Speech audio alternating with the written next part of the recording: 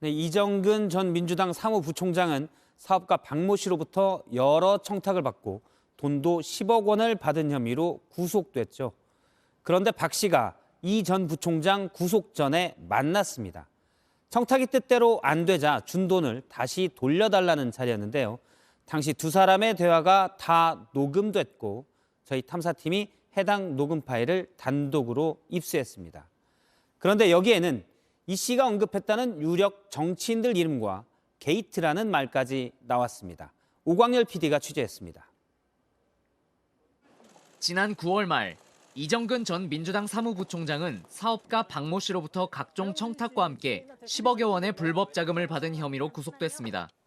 이 전 부총장이 구속되기 3개월 전인 지난 6월 초 서울 종로의 한 사무실.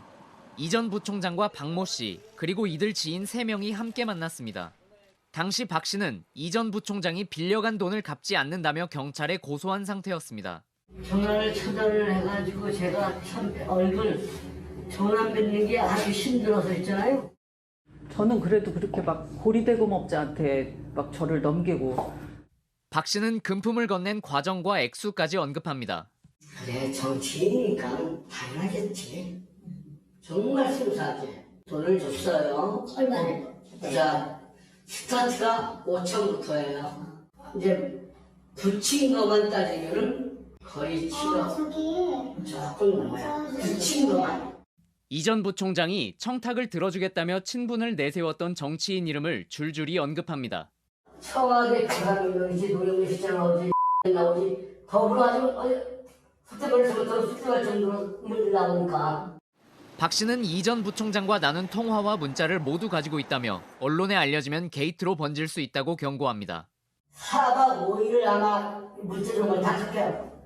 기자들이 냄새 맡은 것들은 웬만하면 다 채워버리고 그동안에 우리가 게이트가 전부 웬만하면 걸었다가 그냥 다 채워버리나요. 자신이 준 돈을 돌려주면 개인 간의 거래로 주장할 수 있다고도 강조합니다. 사연 간의 거래라고 하는 비상 지금 주장을 했으니 그걸 만들어놔야 돼요. 자, 설마보니까 돈을 일단 갚아라. 뭐 이자는 내가 나와. 이 전 부총장은 돈을 돌려주겠다면서 상황이 악화되는 것은 우려합니다.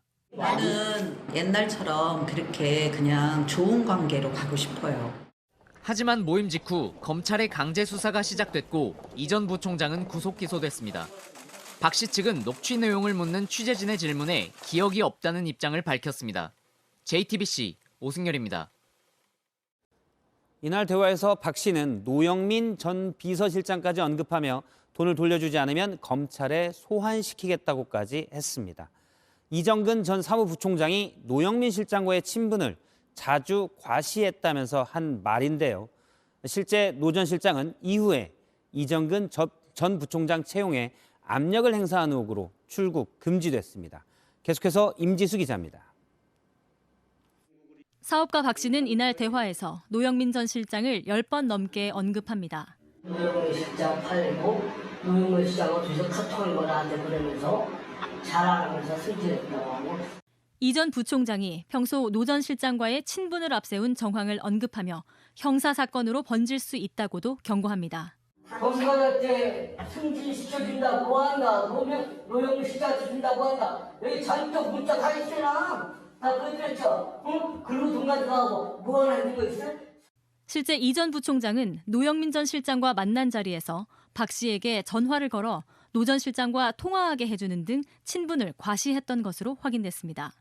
박 씨 역시 이 전 부총장으로부터 두 사람이 함께 찍은 사진을 받아 또 다른 유력 인사에게 보여주는 등 그 친분을 이용했던 것으로 알려졌습니다.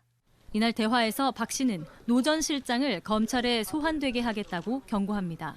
아니, 그러니까 그 정치하고끼리 뭐냐, 몰랐어요. 나는 했으면 승리해서 노영민 소환시킬 거예요. 우리 변호사가 또 검찰에 그렇게 한다고. 예? 아시겠어요? 오늘 그 말씀하시려고 오셨어요?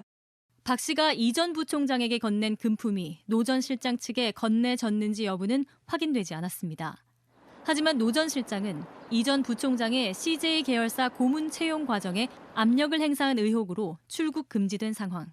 노 전 실장 측은 이 전 부총장이 자신의 이름을 왜 이용했는지 알 수 없다는 입장입니다.